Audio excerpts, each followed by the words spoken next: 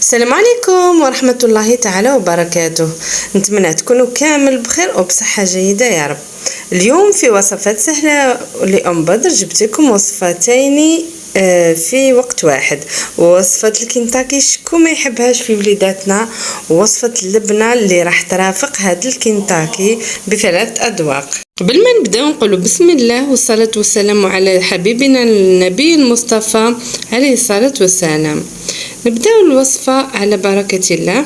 هنا البنات خديت حوالي كاس من الفرينة، ضفت له كما كنتوا تشوفوا مغرف كبيرة تاع ملح، ضفت له كيري ولا توابل الدجاج واش كان متوفر عندك، مام توابل الشاورما تقدري ديرين في هذه الوصفه. هنا البنات انا ندير عكري حار وعكري ماشي حار، اللي تحب ما ديرش الحار تقدر ما ديروش. مغرف صغيره تاع قرفه، ونضيف لهم مغرف صغيره تاع فلفل كحل ومغرف كركم. هاي اللي راكي تفرجي ديري جام وما تبخلوش عليا بلي لايك، فعلوا جرس التنبيه وابونيو معنا هكذا باش يلحقكم كل جديد.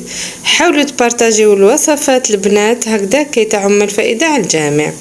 البنات شوفوا بعد ما درت جميع التوابل اللي راكم تشوفوا اللي كنت ذكرتها معكم، يمكنكم تضيفوا الثوم بودره راح تمدلكم ذوق رائع البنات. هنا في هذه الكميه تاع كاس فرينه ضفت حوالي نصف غرفيه كبيره تاع ماء كما كنتوا تشوفوا، ونحاول نخلط جميع المكونات نمزجها مع بعضهم. هنا البنات ضفت حوالي نصف فنجان تاع الخل. بعد ما غسلنا الدجاج تاعنا انا غسلته بيان بالخل والملح البنات، جيت وصفيته كما كنتوا تشوفوا، خلطته مع لا ماريناد هذيك اللي وجدتها وخليتها حوالي 3 سوايع. البنات نتوما حاولوا تخليوها من 2 سوايع فما اكثر. نجيو نحضروا الصلصه تاعنا اللي هي عباره عن توميه ترافق لنا هذاك الكنتاكي. هنا خديت 3 مغارف من المايزينا ولا النشا بالنسبه لصديقاتنا من الدول الاخرى، زدت لهم نص لتر تاع ماء وكنت طيبتهم على نار قليله مع التحريك المتواصل هكذا باش ما يديروناش تكتلات البنات. هنا من جهه واحده اخرى خديت حبه ونص تاع قارص، ضفت لها حوالي 4 مغارف تاع خل، كاس من زيت الزيتون. البنات هنا درت 4 فصوص تاع توم بصح جاتني بزاف، ديروا 2 تكفي، جات طعم الثوم قاصح بزاف، وبيان سور مغرف صغيره تاع ملح. شوفوا البنات هنايا الطريقه تاع المايونيز تاعنا، نحاولوا نضربوا لو بغا ميكسور تاعنا ما نطلعوش، كي يكونوا نضربوا نخليوه في بلاصه وحده راح تطلع لنا المايونيز بالخف. بعد ما طاب الخليط تاعي تاع النشا وخليته برد تماما، نجيو نضيفوه لهذيك المايونيز اللي كنا حضرناها مع بعضنا مع مغرف كبيره تاع موطارد، واذا حبيتي مغرف فلفل كحل. انا ما ضفتش الحقيقه، الوصفه الاصليه ما فيهاش اضافات، برك اللي تحب تضيف.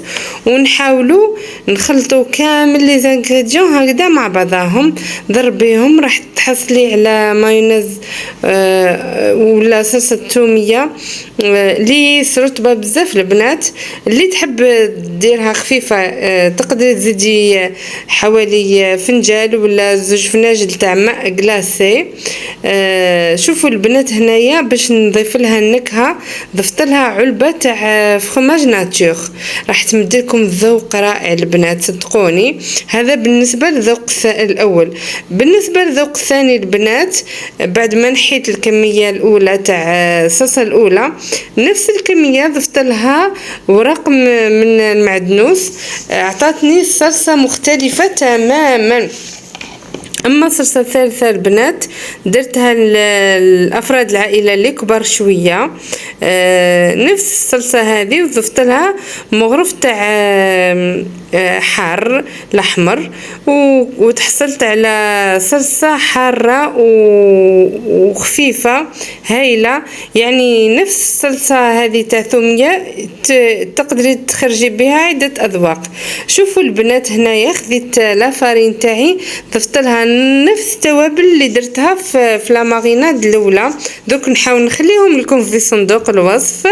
هنا البنات الزيت لازم تكون سخونه مليح باش هكذاك ما طريش لابو هذيك اللي درتها من الفوق تبقى متماسكه. ومن بعد كي يشد روحو الدجاج ويبدا طيب نقص له النار باش هكذاك يدخلوا الطياب جيدا. هو من المستحسن ديروها في لافخيتوز اللي عندها لافخيتوز راح يطبلها تري بيان. انا صراحه عندي لافخيتوز ما حبيتش نديرها على جال هكذا المبتدئات ولا اللي ما عندهاش لافخيتوز ولا راح تتبع نفس الطريقه. شوفوا من جهه واحده اخرى كنت نقلي في الفخيت باش نرافقها معاهم. تقدري ترافقيها بخضر، تقدري ترافقيها بروز راح يتماشى بيان الروز مع الكنتاكي. هاد الوصفه نفرحوا بها وليداتنا اللي راهم في لي فاكونس، راح يستمتعوا بها ووصفه يحبوها بزاف. وكما راكم تشوفوا الغلا راهو في لي ريستورون.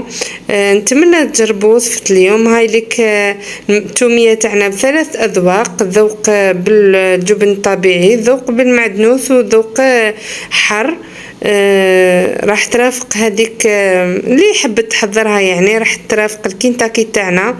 انا كنت قدمته لعائلاتي بهذه الطريقه، شهيتكم في الجنه. كنت حضرت معها شلاضه تاع خيار بالمعدنوس، شهيتكم في الجنه حبيباتي. نتمنى كل وحده راهي توحم تسمح لي. نتلاقاو في فيديو جديد في وصفه جديده ان شاء الله. خليكم في امان الله. سلام.